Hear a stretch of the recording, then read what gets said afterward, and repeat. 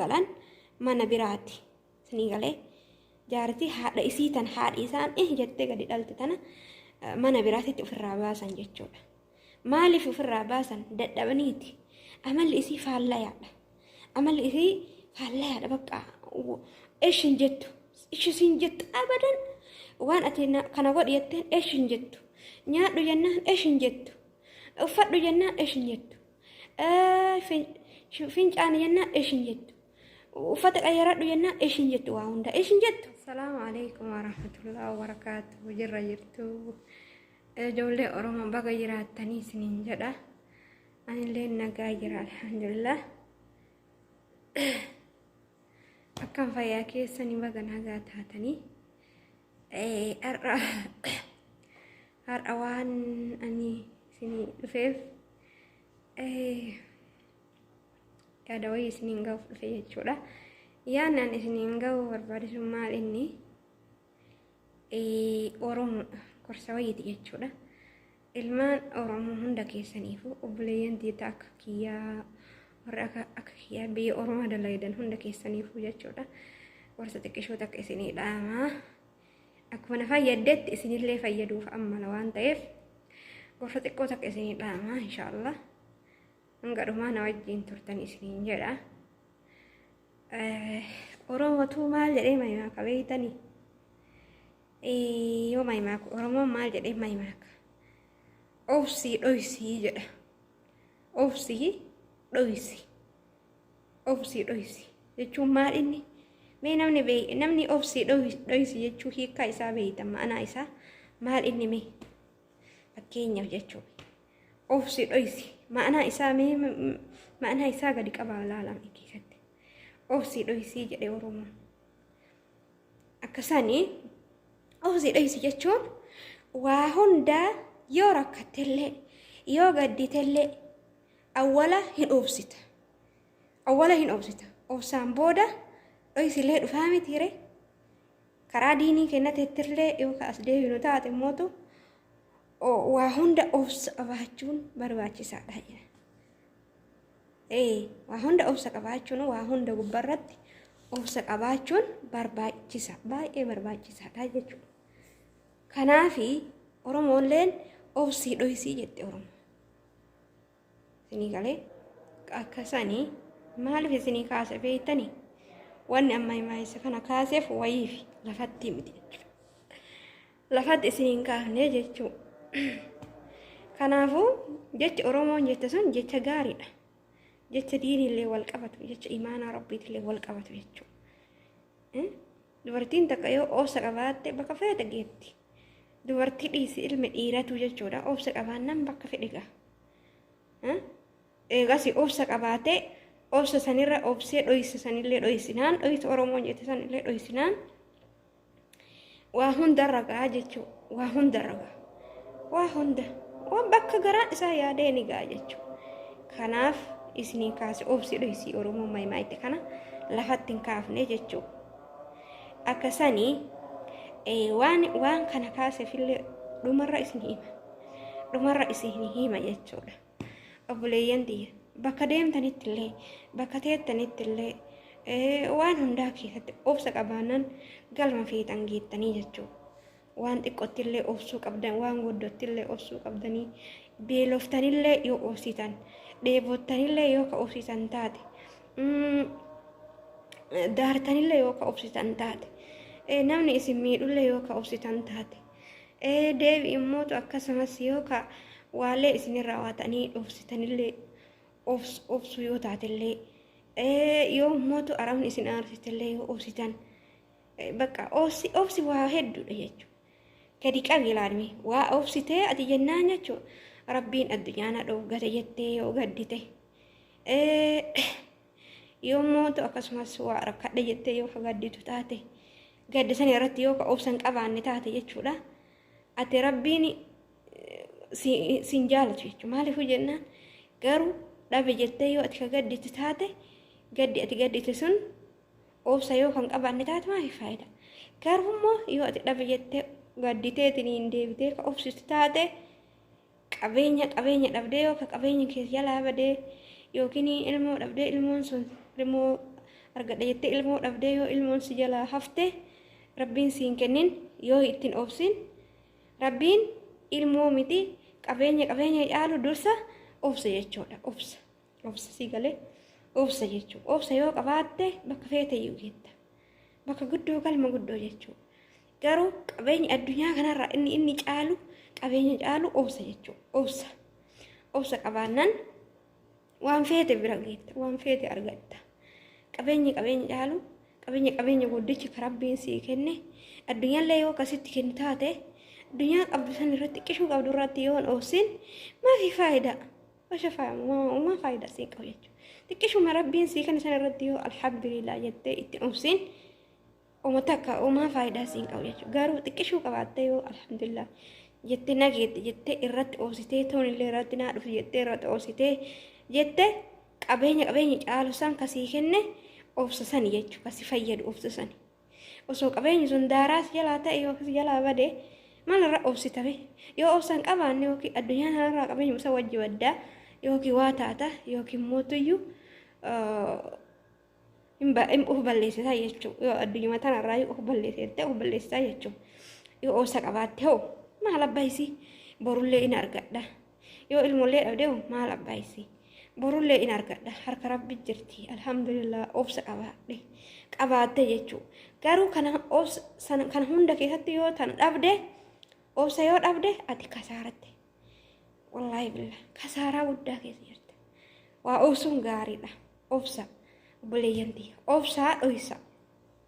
Waan taatanillee dhoysaa yoo feetanillee obsaa waan taatanillee dhoysa. Obsaa waan taatan dhoysa waa hundaa jechuudha. Waan addunyaa kanarratti isin mudate hundaayyuu namatti himantina bakka obsaa rabbi wanti ol himadhaa rabbiin biraa waan hunduu ifa isatti ol himadhaa obsaa dhoysa. Kanaaf garuu alhamdulillah waa hunda keessatti jechuun bakka nyaadhutti illee beela'ullee ni obsa, deebi'ullee ni obsa, aarullee ni obsa, gadullee ni obsa. Obsa qaba jechuun alhamdulillah. Qabeenya guddaan an caala wanni ani qabu obsa jechuudha. Obsa alhamdulillah rabbil aalamiin. Mee obboleeyyantii namni akka kiyyaa obsa qabdu jirtanii? Obsa namni akka kiyyaa namni obsa qabdu waa hunda irratti obsitu jirtanii? Komentii jalannaa barreessa. Mee obsa jechuun ta'yoo amma xiqqishuu tan osoo hin taane keessatti gadi jechuudha. Keessatti gadi. Sinii galee waa hunda irrattuu alhamdulillah. Waan nama aarsuu irrattillee alhamdulillah. Obsuu waan silaa namni aaree addunyaa kanarraa of balleessu ka'ullee ima obsa'an alhamdulillah. Aaranii jechuudha. Fakkeenya waan an isinii kaaseef dhumarra isinii hima. Waan an fakkeenya kana isinii kaaseef dhumarra isinii hima jechuudha. Kanaaf waa hunda irratti obsuun gaariidha. Yoo madaamiin ta'e mana keessatti si aarsitellee ima obsii alhamdulillah. Qabeenya sun garuu rabbiin sii kennee jira. Obsa rabbiin sii kenne garuu itti fayyadamne. Yoo ka aartellee wanni jettu taate obsa rabbiin sii kenne mee yoo waa kadhabdillee jettu taate mee rabbiinuu obsa naa kenne qabeenya guddaa na bira jiru kanatti maan fayyadamne jedhiiti achi deebi'i obsi taa'ii callisi. Sim jedhiitu obsi jechuudha. Obsa jechuun qabeenya guddaadha. Qabeenya caalu. Kanaafuu obsuun gaariidha. Waa hunda keessattuu obsuun bareeda. Haa obsinu inshaallah haa obsinee haa dhoysinu waa hundaayyuu akkuma nama hin ta'inii akkuma nama humaa hin ta'inii jechuudha. Yoo obsinee ka dhoysinu taate wanti hunduu nuuf tasaaka'amtee inshaallah isiniin jedha wanni isinii kaaseef ani wanni viidiyoo tan isinii kaaseef qaata ofuma kiyyatti taa'etumaan bakka hinjiraa miti. Sila anummaan tuni qabeenya akkama rabbinaa kennee itti fayyadamaa jira. Ma itti fayyadamaa jira moo itti fayyadamaa hin jiru? Ka jedhu taa'ee gamaggamee yoo laalu itti fayyadamaa jira. Rabbiin qabeenya sii kenne san yoo itti fayyadamuu wallaalte isatuyyuu du'a jechuudha. Isatu du'a. Maaliif jedhi? Yoo fakkeenyaaf ani ati rabbiin obsa sii kennee obsa saniitti fayyadamuu hin beekne ati baay'ee kasaarte.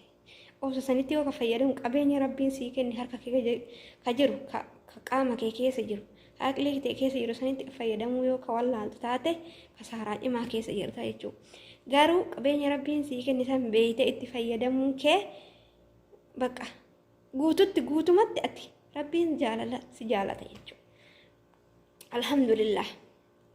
Kanaafi waan an isni kaase maal seetan anama mana ammaan dalagu kana jaartii wayiitu jira. Jaartii nama aarsitu wayiitu jira. Nama aarsi akka malee jechuudha. Ilmaan isii bakka dadhabanii ofirraa baasan jechuudha. Dadhabanii amala isii dadhabanii ofirraa baasan. Maaliifuu jennaan isaan bakkeen isaan galan mana biraati. Sanii galee jaartii haadha isii tan haadhi isaan jettee gadi dhalte tana mana biraatitti ofirraa baasan jechuudha. Maaliif ofirraa baasan dadhabaniiti.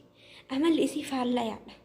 Amalli isii faallayaadha bakka eeshin jettu. Ishisiin jettu abadan waan ati kana godhi jetteen eeshin jettu. Nyaadhu jennaan eeshin jettu. Uffadhu jennaan eeshin jettu. Fincaani jennaan eeshin jettu. Uffata qayyaradhu jennaan eeshin jettu waa hunda eeshin jettu. Yoo ilmaan isii argite fa'a samima kana keessa bararuuf taate jechuudha. Hindiddi waa hundaayyuu hindiddi. Ilmaan isaanii kana beekanii ofirraa baasanii miireedha isaan. Ilmaan jettee isiin gadi dhalte obsuu dadhabanii haadha ofii jechuudha ofirraa baasan. Mana biraatitti ofirraa baasan. Garuu ani immoo yoo taa'ee ilaalu ilmaan haati ofii dadhabde kana haadha ilmoon isii dadhabdee amala isii jijjiiraattuu tana taatee dadhabdee jette anummaan dun akkamii danda'ee jedhe taa'eetumaan bakka maladha. Taa'ee maladha. Ida'aniin tun baay'ee obsa guddaa qaba. Ida'aniin tun baay'ee nama obsa qabu. Aniin tun idaa qabeenya guddaa rabbiin naaf kenne idaa baay'ee sammuun tiyya keessa jira jedhee yaade. Kanaaf qabeenya guddaa rabbiin nuu kenne obsa jechuudha. Ani homaa natti hin fakkaatamu. Amma isaa yoo dhufan halkan takkan bulan bira jechuudha. Wallaahi billah halkan takka biran bulan. Iyyitee iyyisiistee jedhan. Ani garuu wallaahi amma waggaa shan isii bira dalage jechuudha. Garuu homaa natti hin fakkaanne waggaa shanan tana keessatti isaanii guyyaa takkitti guyyaa lama yookiin guyyaa lama dhufee laalu anaa waggaa shammana kana teette wallaahi ana uummata kanatti hin fakkaatu jechuudha. Isaan garuu haadha isaanii waggaa shanii miti waggaa 20 fa'aa guddiftee obsitee baattee itti miidhamtee dhiixee asiin geette. Waggaa 10 bira jiraatan jechuudha. Isaan jechuudha. Sinigalee yoo akkam xiqqaate waggaa 20 30 fa'aa akkas guddiftee fa'aa ofirraa baasan. Sinigalee ilmoo godhatan jechuudha.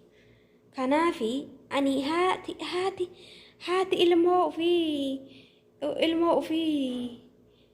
ilmoon haadha ofii ofirraa baafte aniin tun akkamitti haadhatii hin taane danda'e ka jedhu taa'ee yaadee beektanii taa'ee yaadee yoo itti yaadee jedhu ida'anaan tana qabeenya guddaa rabbiin naa kenne na bira jira obsii dhoysii jette Oromoon ka jedhu mayimaasisan saniif isinii kaase.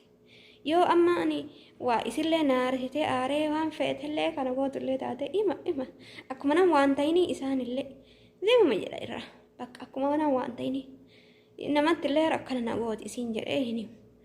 Namattillee akkana amalli isii jedhee hin himu. Nama dhoysa. Kanaafi obsii awwala hin obsee miire yoo obsite wanti hunduu hin dhoysite kalaas. Siifuun dhufu himuufuu jechuu himuufuu siin dhufu. Kanaaf obsii dhoysii Oromoon jette suni maymayis Oromoon obsii dhoysii jette sun obsa waan dhugaati jechuudha. Jecha dhugaati. Yoo obsa qabaatte dhoysillee sii dhufa. Kanaaf hundi keenyayyuu bakka jirrutti waa hundaayyuu obsinee yoo dhoysine galma feene kennaa jechuudha. Alhamdulillah rabbil aalamiin. Ni galee yommuu homa xiqqoo irratti kaa'arree bogu jennu taate bakka addunyummaan tunu sitti jijjiiramte deebitee mootu gara waan biraa seenta. Kanaaf dursa obsi kalaas obsi qabeenyaan qabu maal inni jedhi as deebisi of madaalee ilaalimee qabeenyummaan ammataa kiyya rabbiin naa kenne kennaan rabbiin guddaan naaf kenne maal inni mataa kee keessa jedhiiti as deebi'ee of ilaalime أزريبي أوف ما دالمي أبليتي أبليسك أوف ما دالمي هقمتك قبيني طول ربي سيد أولي كان حركة قبل كإتفايد ما جرته هقمتك كإرا فايد ما جرمو قبيني ربي ناكيني كان أقلي راحاتيو سمور راحاتيو أوسر راحاتيو وغرسر راحاتيو وهند الرايو وربي نوكين طول ربي نتقولي كان قرومو الحمد لله جنة قالت قال شوفي حاجة بانو qabeenya wanti rabbiin nuu kenne hundi isaatu harki keenya qabeenya rabbiin nuu kenne hagam ittiin fayyadamaa jirra sammuun teenya qabeenya rabbiin nuuf kenne hagam itti fayyadamaa jirra beekumsi keenya qabeenya inni nuu kenne kanatti hagam fayyadamaa jirra hagam nu fayyadaa jira mee gattaa madaalee laale obleetti tiyya isiniin jedha isinittiin dheeressu asuma irratti nagaa awwan isinii kaasefillee yoo وفما كيا لاليتمان حقمتك أنا ما أنتن أوس أبو مي أبليين ديالي هكا كيا أنا تسوس أواتني واحد دباتني دي مودن أنا كيلو دام ستنا إسني دامه وير أول جد إسني جد دام ستنا أوفسي وانغاري دا باك قال ما قد إسني نجايا وأرتني اللي أوفسا بيلوفتنيس أوفسا رويسا إسني جدكم أرمون جتسان إسني جدا إن شاء الله يا ربي نالا في الفيديو بيرليك أبدي سني عفا سبسكرايب وشون دقتنا لايك وشون دقتنا سبسكرايب إننا جبيسا إن شاء الله سبسكرايب إننا قد أجرتني أرجع كلا توما شكرا لكم كما ناقل جرا يتوبين كيا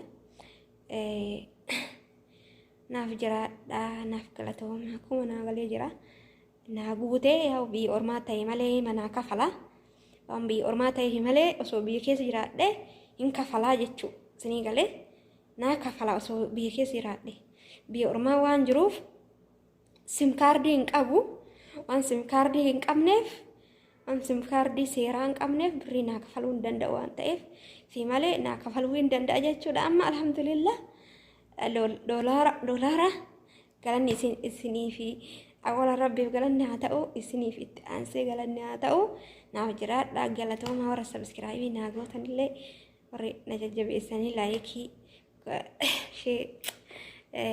viidiyoo kee daawwattanillee galatoomaa hedduu isin jaaladha Oromootiyya akkanuma kushiina arabaa keessa jirra waggarraa waggatti ji'arraa ji'atti alhamdulillah alaa kulli haali fayyaa nuu kenne nagaa nuu kenne aqlii nuu kenne waan nutti hir'ise takka hin qabu obsa nuu kenne akkuma isiniin jedhe waan nutti hambifate hin qabu rabbiini alhamdulillah obsa galma guddaa geettanii akkuma isiniin jedhe subscribe gochuu hin dagatinaa inshallah anillee yoo biyya kee galee yoo jedhe malee ammanaan kafalu garuu subscribe hin godha isin haa ta'u subscribe hin godhaadha yuutuubii kee isiniin jedha. Assalamu alaikum warahmatullahi wabarakatuh. Isin jaaladha.